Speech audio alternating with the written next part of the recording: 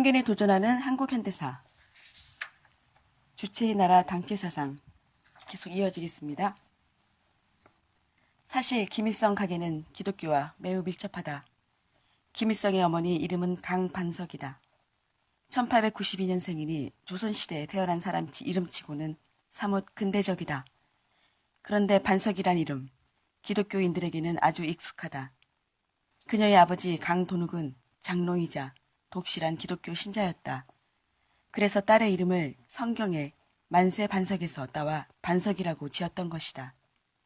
거기에 세례교인 강반석의 남편, 즉 김일성의 아버지 김영직은 미국 북장로교 선교사 베어드 박사가 세운 평양숭실학교 졸업생이었다.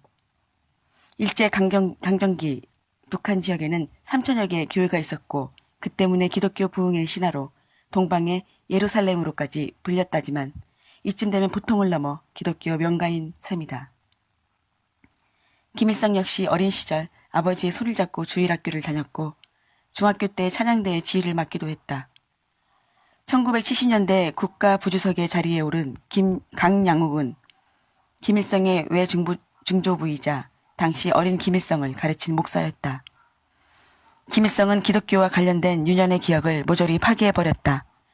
김일성의 아버지 김영직은 어린 김일성이 손을 잡고 만경봉에 올라 조지 워싱턴의 일화를 이야기해주고 미국 청교도의 개척정신을 알려주었다.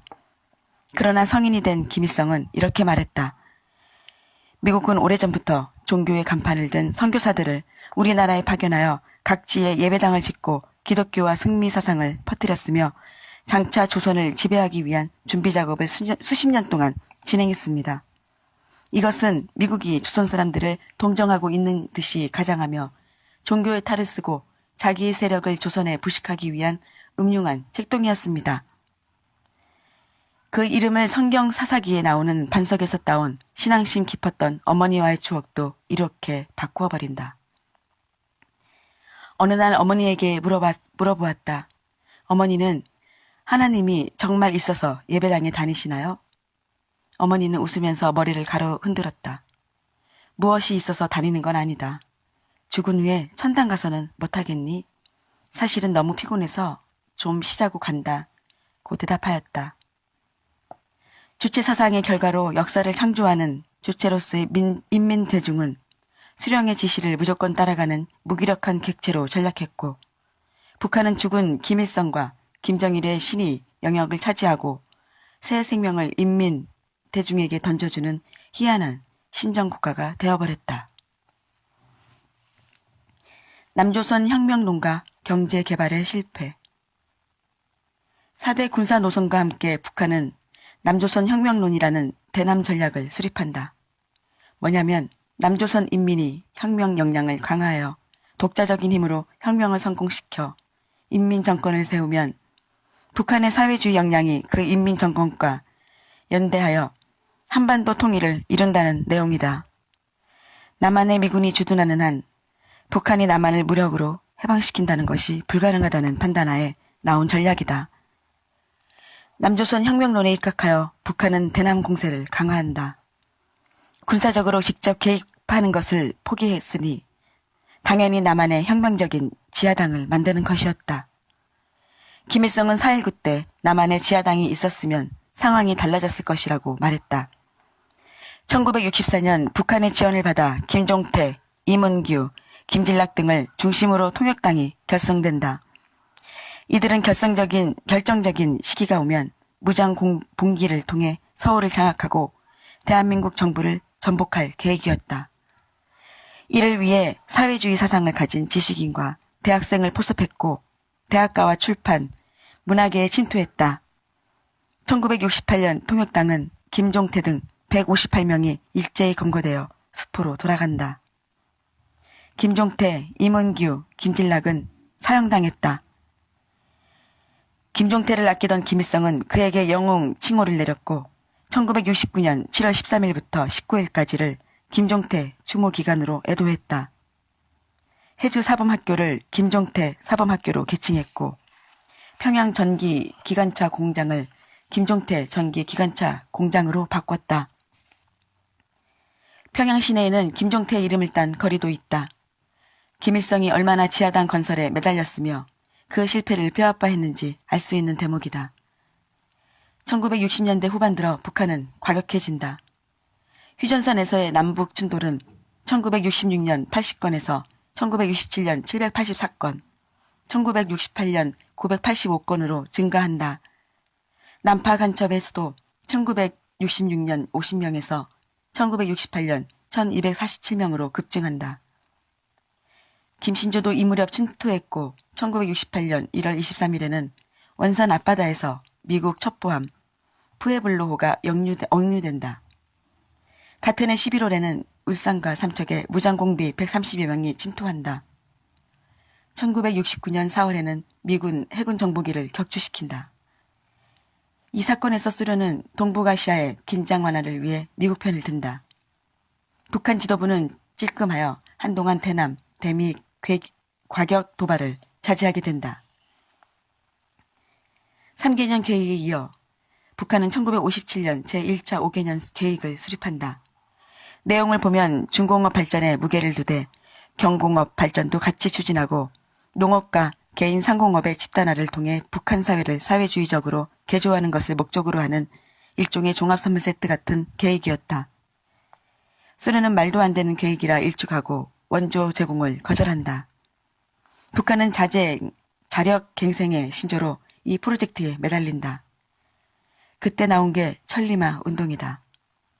남이 10걸음, 걸음대 100걸음, 남의 십리를 달릴 때 100리를 달리는 기세로 투쟁하자는 취지였다. 실은 독창적인 사업이 아니라 소련의 스타노프 운동을 베낀 것이다. 스타노프 운동은 탄광 노동자 스타노프가 평균 채굴량의 14배나 되는 석탄을 캔 것을 모범으로 삼아 노동자들을 경쟁시킨 작품이다.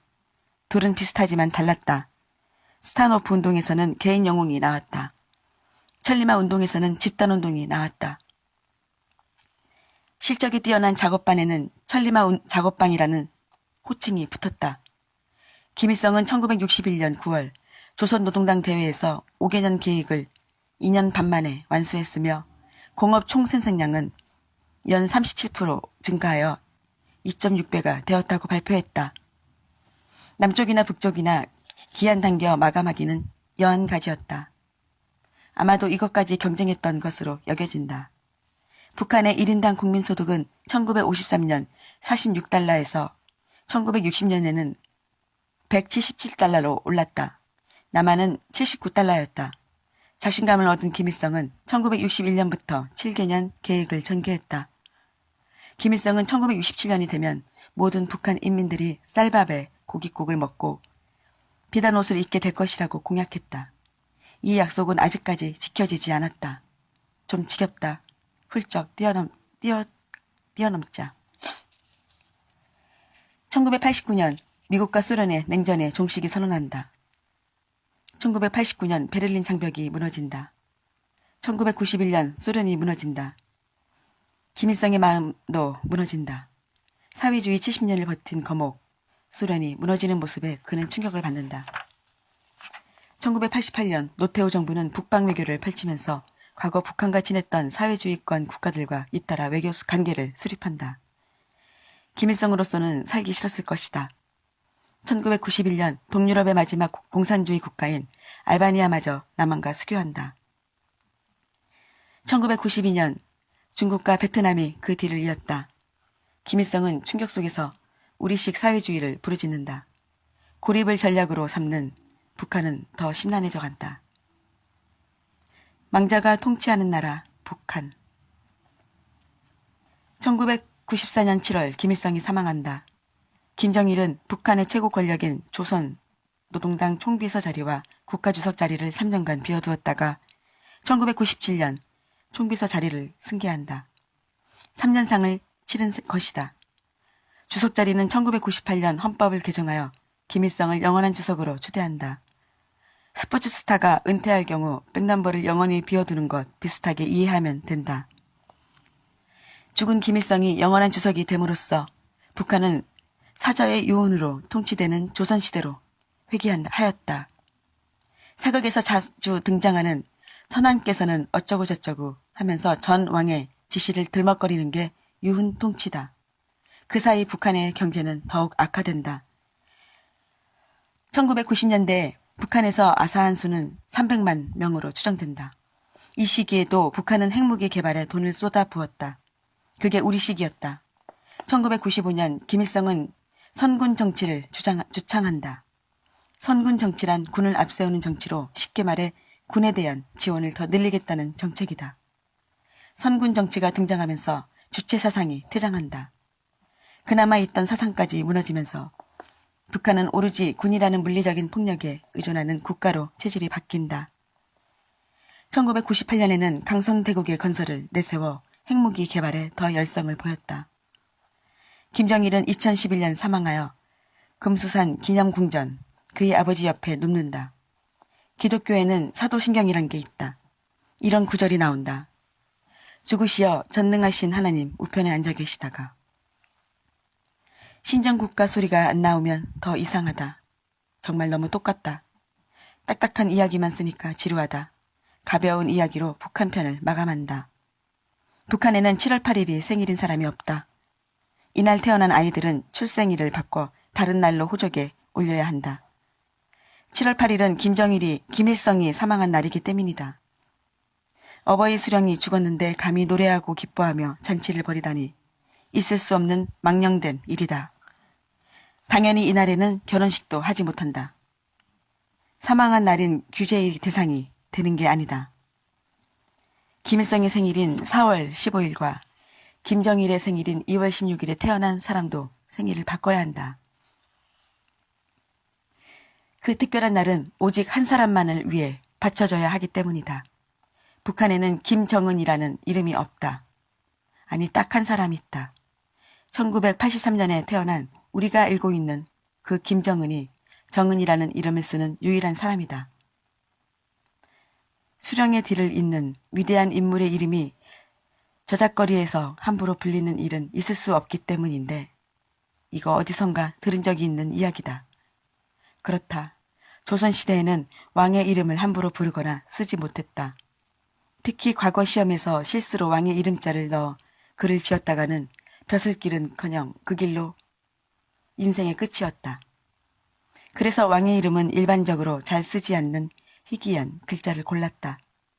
백성들의 생활에 불편함을 주지 않기 위한 배려였다. 정은뿐만이 아니다. 북한에는 김일성이라는 이름도 김정일이란 이름도 심지어는 김일성의 본명인 김성주나 김정일의 생모인 김정숙, 할아버지인 김형직, 할머니 강반석의 이름도 금지다. 성이 다르고 이름만 같아도 마찬가지다. 혹시 믿기지 않는다면 나중에 남북관계가 재개되었을 때 금강산 관광을 가서 일성아를 소리 높여 외쳐보라.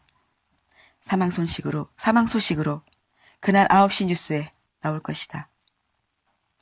영화 코리아를 보면 일성이라는 이름을 가진 남한 탁구 선수를 이용해 북한 선수들을 놀리는 장면이 나온다. 영화 속에서는 멱살을 틀어잡지만 현실에서는 다르다. 아마 들고 있던 포크로 안구를 적출했을 것이다.